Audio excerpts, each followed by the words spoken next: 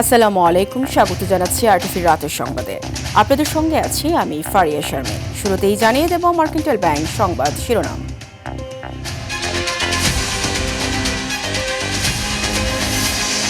যারা এই প্রস্তাবের পক্ষে আছেন তারা হ্যাঁ বলুন, যারা এই প্রস্তাবের বিপক্ষে আছেন তারা না বলুন।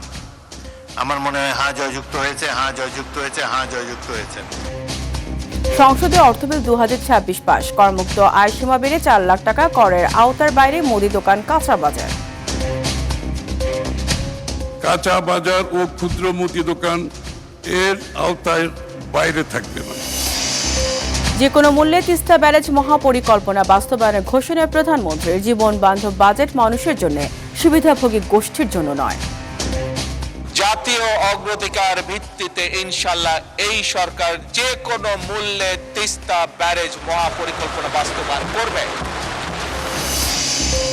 প্রধানমন্ত্রী তহবিল থেকে বিরোধী দলীয় এমপিদের এলাকায় 20 কোটি টাকা বরাদ্দ।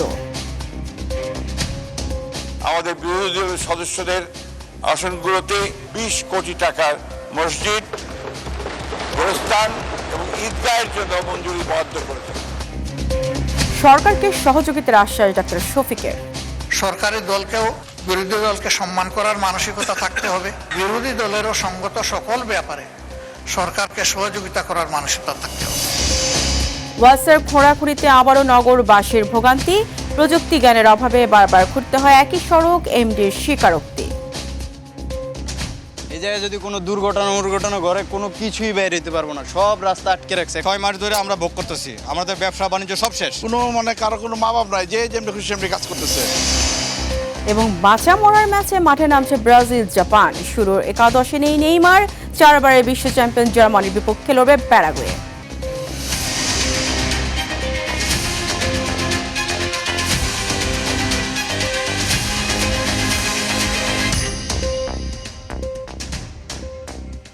দর্শক শুনছিলেন মার্কেন্টাইল ব্যাংক সংবাদ শিরোনাম, এবার বিস্তারিত। আগামী 2026-27 অর্থ বছরের বাজেট বাস্তবায়নের আইনি ভিত্তি অর্থ বিল 2026 জাতীয় সংসদে কণ্ঠ ভোটে পাশ হয়েছে। স্পিকার হাফিজ উদ্দিন আহমদের আহ্বানে অর্থমন্ত্রী আমির খসরু মাহমুদ চৌধুরী বিলটি চূড়ান্ত পাশের জন্য সংসদে উত্থাপন করলে তা কণ্ঠ ভোটে পাশ হয়।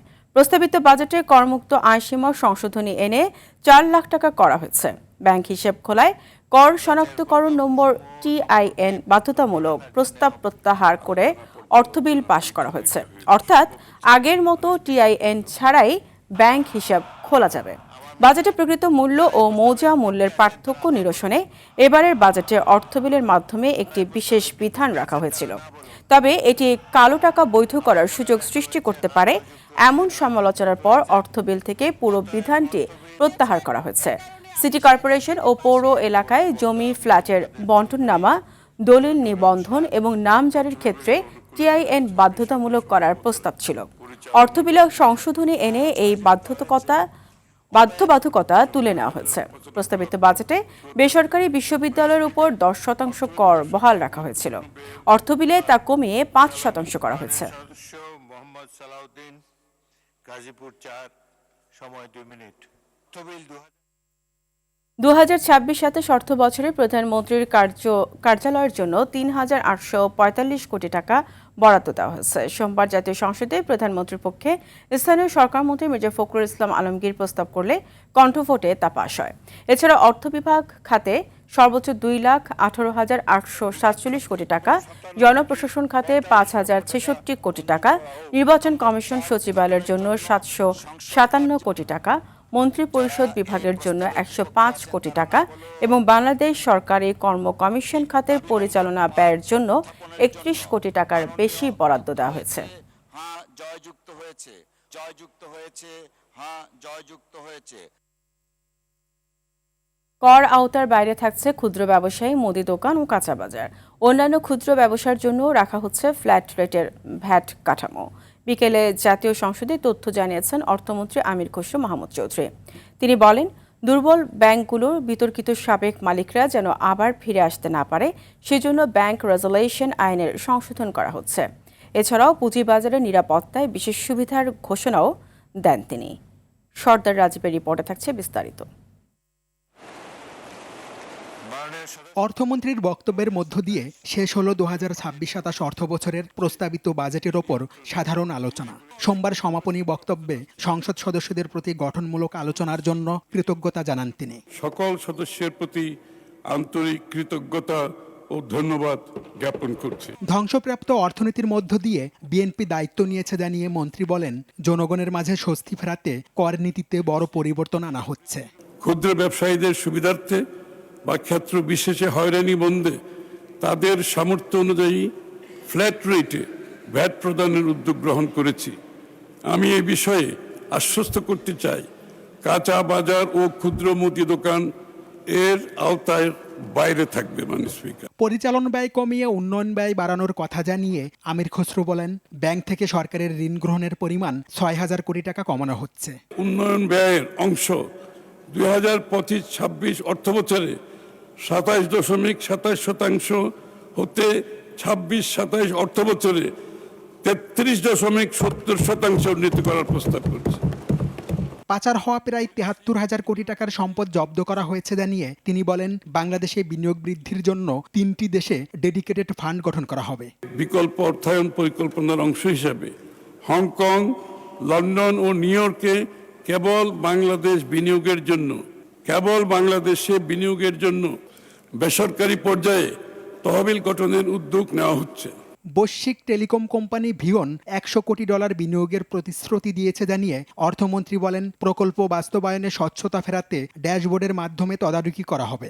ভিওনের প্রতিনিধি দল বাংলাদেশে $1 বিলিয়ন বিনিয়োগের উদ্যোগের প্রতিশ্রুতি দিয়েছে। এর মধ্যে তাৎক্ষণিকভাবে $250 মিলিয়ন অ্যাঙ্কর বিনিয়োগ হিসাবে বাস্তবায়ন অঙ্গীকার করেছেন। এ সময় পুঁজিবাজারের উন্নয়নে জিরো কুপন বন্ডের আয়কে করমুক্ত রাখা সহ বেশ কিছু পদক্ষেপের কথাও জানান তিনি। যে কোনো পরিমাণ শেয়ার হস্তান্তর পূর্বক শেয়ার বাজারে তালিকাভুক্ত হলেই 2.5% কর হ্রাসের প্রস্তাব করছি। সর্দার রাজীব, আর টিভি, ঢাকা। প্রস্তাবিত বাজেটকে জীবন বান্ধব নাম দিয়েছেন প্রধানমন্ত্রী তারেক রহমান। সকালে জাতীয় সংসদের বাজেট আলোচনায় তিনি এই নাম দেন। এ সময় প্রধানমন্ত্রী বলেন, পানি সমস্যা সমাধানে 5 বছরে 20,000 কিলোমিটার নদী ও খাল খনন করা হবে। কৃষক কার্ডের মাধ্যমে শুধু টাকা নয়, 10টি সুবিধা দেওয়া হবে বলেও জানান তিনি। প্রধানমন্ত্রী বলেন, পদ্মা ব্যারেজ নির্মাণের পাশাপাশি যে কোনো মূল্যে তিস্তা ব্যারেজ মহাপরিকল্পনা বাস্তবায়ন করা হবে। শিক্ষা খাতকে সবচেয়ে গুরুত্ব দেওয়া হচ্ছে জানিয়ে তিনি বলেন, সনদ নির্ভর শিক্ষা ব্যবস্থা পরিবর্তনে কাজ করছে তার সরকার। আর বাদলের রিপোর্ট। যে আস্থা মানুষ আমাদের উপরে রেখেছে। জাতীয় সংসদে বাজেট অধিবেশনে আলোচনায় অংশ নেন প্রধানমন্ত্রী তারেক রহমান। দেশের স্বার্থ রক্ষায় আমাদের প্রথম দর্শন হলো সবার আগে বাংলাদেশ। প্রস্তাবিত বাজেটের গুরুত্ব তুলে ধরে নামকরণ করেন তিনি। এই বাজেটকে আমি একটি নামকরণ দিতে চাই, সেটি হচ্ছে জীবন বান্ধব বাজেট।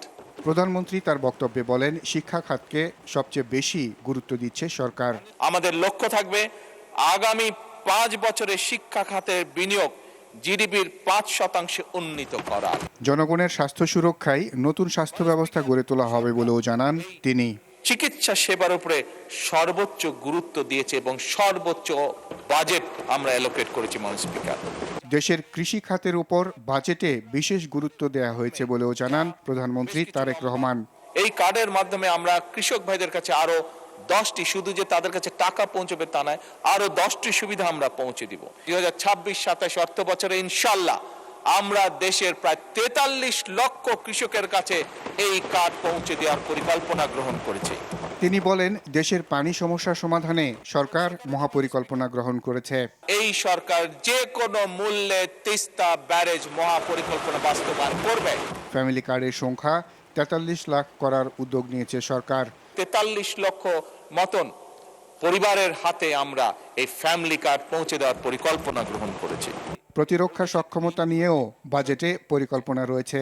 একটি প্রতিরক্ষা ব্যবস্থা গড়ে তুলতে চায়, গড়ে তোলার কাজে হাত দিয়েছে, যেটা আধুনিক প্রযুক্তি, দক্ষ মানব সম্পদ এবং দেশীয় সক্ষমতার সমন্বয় ভবিষ্যৎ নিরাপত্তার চাহিদা মোকাবেলা করতে সক্ষম হবে। ব্যক্তি কর সীমা নিয়ে অর্থমন্ত্রীর কাছে বিশেষ অনুরোধ করেন প্রধানমন্ত্রী তারেক রহমান। 31 কর বছরের জন্য 5 লাখ টাকা করার জন্য মাননীয় অর্থ পরিকল্পনা মন্ত্রীর প্রতি আমি অনুরোধ রাখছি। AR বাদল, RTV, ঢাকা। 5 বছরে প্রধানমন্ত্রী তহবিল থেকে বিরোধী দলীয় সংসদ সদস্যদের এলাকায় 20 কোটি টাকা বরাদ্দ দেওয়া হয়েছে। বিরোধী দলীয় নেতা ডক্টর শফিকুর রহমান সব জায়গায় সমহারে অনুদান দেওয়ার আহ্বান জানানোর পর প্রধানমন্ত্রীর এই বরাদ্দের বিষয়টি জানান স্থানীয় সরকার মন্ত্রী মির্জা ফখরুল ইসলাম আলমগীর। এ সময় বিরোধী দলীয় নেতা বিভিন্ন প্রস্তাব দিয়ে সরকারকে সহযোগিতা করার আশ্বাস দেন। বিস্তারিত তৌফিকুল ইসলাম আশিকের রিপোর্টে। নির্বাচনী এলাকা ভোলার জানুয়ারি থেকে ডিসেম্বর মেয়াদকে অর্থবছর হিসেবে ঘোষণা করে প্রতি 3 থেকে 4 মাস অন্তর বাজেট পরিস্থিতি মূল্যায়ন করার প্রস্তাব দিয়েছেন বিরোধী দলীয় নেতা ডাক্তার শফিকুর রহমান। সকালে শুরু হওয়া ত্রয়োদশ জাতীয় সংসদের দ্বিতীয় ও 2026-27 অর্থবছরের বাজেট অধিবেশনে এ প্রস্তাব দেন বিরোধী দলীয় নেতা। এই কথাটি আমরা প্রথম দিনই বলে রেখেছি। প্রস্তাবিত বাজেটে পাচারকৃত 28 লক্ষ কোটি টাকা ফেরত আনার কোনো গাইডলাইন নেই উল্লেখ করে এই সম্পদ ফিরিয়ে আনার পাশাপাশি দোষীদের ফিরিয়ে এনে শাস্তির মুখোমুখি করার আহ্বান জানান বিরোধী দলীয় নেতা। আমরা সবাই বলছি আমাদের 28 লক্ষ কোটি টাকা 15.5 বছরে বিদেশে লন্ডার করা হয়েছে, পাচার করা হয়েছে। সেই পাচার করা অর্থ কিভাবে ফিরিয়ে আনা হবে এই বাজেটে তার কোনো গাইডলাইন নাই। জনগণের সম্পদ জনগণকে ফিরিয়ে দিতে হবে, আর সম্পদের সাথে কালপ্রিটদেরকে ফিরিয়ে আনতে হবে, ওদেরকেও ফিরিয়ে এনে শাস্তির মুখোমুখি করতে হবে। তাহলে বাকি আর কেউ কালো হাত জনগণের সম্পদের দিকে বাড়ানোর আর সাহস করবে না। মুক্তিযোদ্ধাদের পাশাপাশি গত 17 বছরে যারা জুলুমের শিকার হয়েছে তাদেরকে বিবেচনায় নিয়ে সম্মানিত করারও আহ্বান জানান তিনি। আমাদের নেতৃবৃন্দ নিহত হয়েছেন বেশি, কিন্তু জনশক্তি কর্মী তো নিহত হয়েছে বিএনপিরই বেশি। বক্তব্যের এক পর্যায়ে বিরোধী দলীয় সংসদ সদস্য হওয়ার কারণে কোনো এলাকার জনগণ যেন বঞ্চিত না হয় সেদিকে লক্ষ্য রাখার আহ্বান জানালে এলজিআরডি মন্ত্রী মির্জা ফখরুল ইসলাম আলমগীর প্রধানমন্ত্রীর তহবিল থেকে বিরোধী দলীয় সংসদ সদস্যদের এলাকায় 20 কোটি টাকা বরাদ্দ দেওয়ার কথা সংসদকে অবহিত করেন। সরকারের পক্ষ থেকে কিছু অনুদান দেওয়া হয়েছে 2টা ঈদে, একেবারে শেষ মুহূর্তে সময়ের কিয়ামত সময় গিয়ে আমাদেরকে বলা হয়েছে আপনাদের জন্য আছে, এ কাজটা করবেন না। সব জায়গায় সমাহারে দিবেন এবং একই সাথে সরকারি দল বিরোধী দল সবাইকে অবহিত করবেন। এটাকে তো আমরা খাবো না। মাননীয় প্রধানমন্ত্রী তিনি তার ঐচ্ছিক তহবিল থেকে আমাদের বিরোধী দলের সদস্যদের আসনগুলোতে সিটি কর্পোরেশন বাদ দিয়ে প্রায় 20 কোটি টাকার মসজিদ, গোরস্থান এবং ঈদগাহের জন্য মঞ্জুরি বরাদ্দ করেছে। স্পিকার হাফিজ উদ্দিন আহমেদের সভাপতিত্বে বাজেটের উপর সাধারণ আলোচনায় বিরোধী দলীয় নেতা শিক্ষা, স্বাস্থ্য, প্রবাসীদের বিভিন্ন বিষয় নিয়ে আলোচনা করেন। বক্তব্যের শেষে তিস্তা মহাপরিকল্পনা নিয়ে চীনের সঙ্গে আলোচনা করায় প্রধানমন্ত্রীকে ধন্যবাদ জানিয়ে দ্রুত বাস্তবায়নের আশা জানান। তিস্তা মহাপরিকল্পনা বিষয়ে তিনি চীনের সাথে কথা বলেছেন। তৌফিকুল ইসলাম আশিক, RTV। পানি সম্পদ মন্ত্রী গতকাল তার বক্তব্য হতাশা নয়, উদ্যমী হতে হবে সফলতার শক্তি, এমনটাই মন্তব্য করেছেন প্রধানমন্ত্রী তারেক রহমান। তিনি বলেন, শিক্ষার্থীরাই মেধা বিকাশের মধ্য দিয়ে আগামীর বাংলাদেশকে এগিয়ে নিয়ে যাবে, তাদের হাতেই আসবে এ দেশের পরিবর্তন। আরও জানাচ্ছেন শামীম চৌধুরী।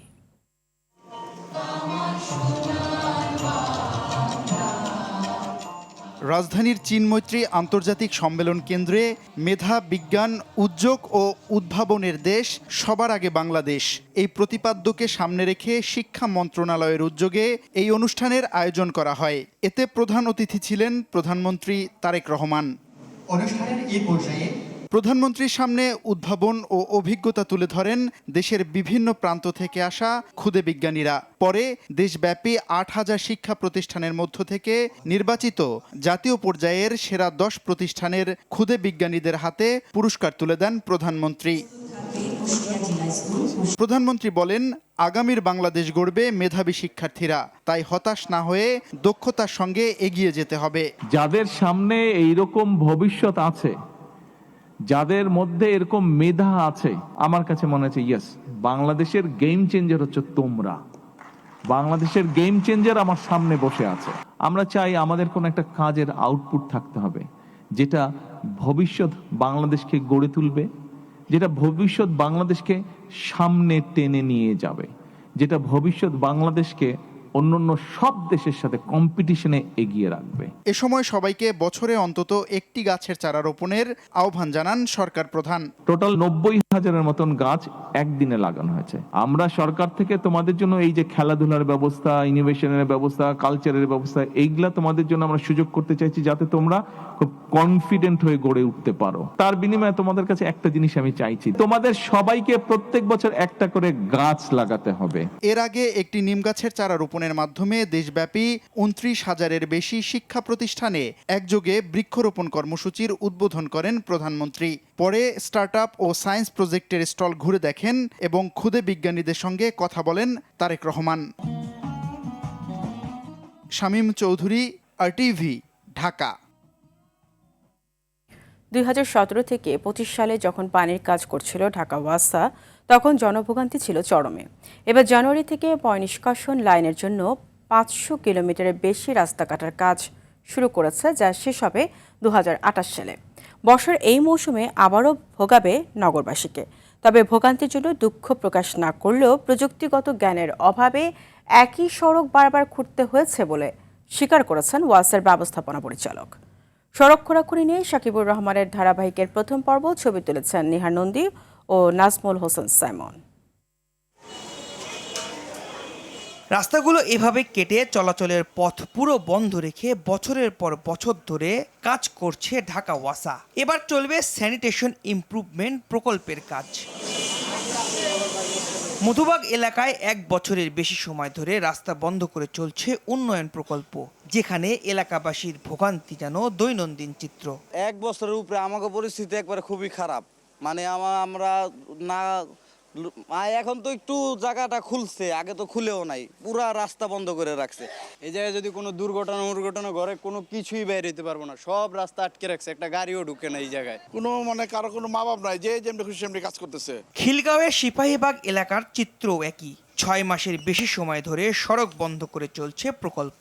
এলাকাবাসীর অভিযোগ, কম শ্রমিক দিয়ে কাজ করায় ভোগান্তি উঠেছে চরমে। অনেক অসুবিধার মধ্যে আছে, দোকানপাট নিয়ে রাস্তাঘাট বন্ধ। এই যে একদিন কাম করলে 4 দিন করে না, 4 দিন করলে আরেকদিন করে না। বৃষ্টিতে এই জায়গায় 10-12টা গাড়ি এই জায়গায় পড়ছে, আমরা এই জায়গায় দোকানদারি করি, ধরে আয়া মানুষজন উঠাইছি, মুরব্বী কন, বাচ্চা কাচ্চা কন, অটো লয়ে আস্তে আস্তে পড়ে জায়গায়। 6 মাস ধরে আমরা ভোগ করতেছি, আমাদের ব্যবসা বাণিজ্য সব শেষ। বর্ষা মৌসুমে খনন নিষিদ্ধ হলেও পুরো সড়ক কেটে চলাচল বন্ধ রেখেছে একাধিক স্থানে। এক্ষেত্রে সড়ক খনন নীতিমালা ভঙ্গ করেছে ঢাকা ওয়াসা। আইন ভঙ্গের মহোৎসবের মধ্যেই ওয়াসা বলছে প্রযুক্তিগত উন্নয়নে বুয়েটের সহায়তা নিতে চান তারা। আমাদের বুয়েটে পার্সোনাল ইঞ্জিনিয়ার আছে, কাউকে বিদেশি ট্রেনিং দিয়ে নিয়ে আসা আছে, তবুও সম্ভব না।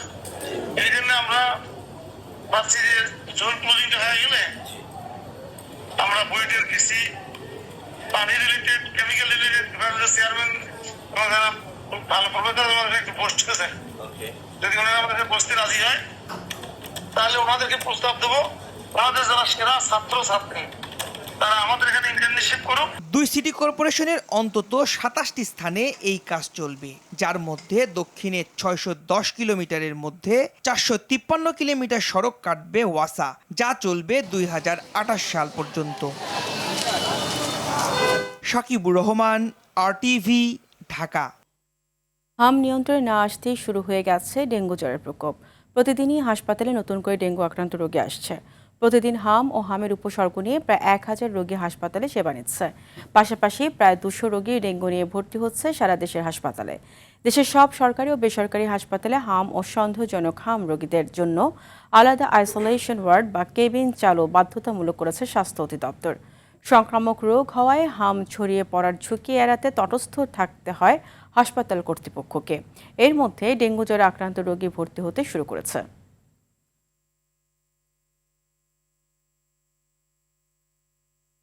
ব্রাহ্মণবাড়িয়ার সরাইলে পাওনা সুদের টাকা নিয়ে আজ আবারও সংঘর্ষে জড়িয়ে সূর্যকান্দি ও ধুরন্ত গ্রামের বাসিন্দারা।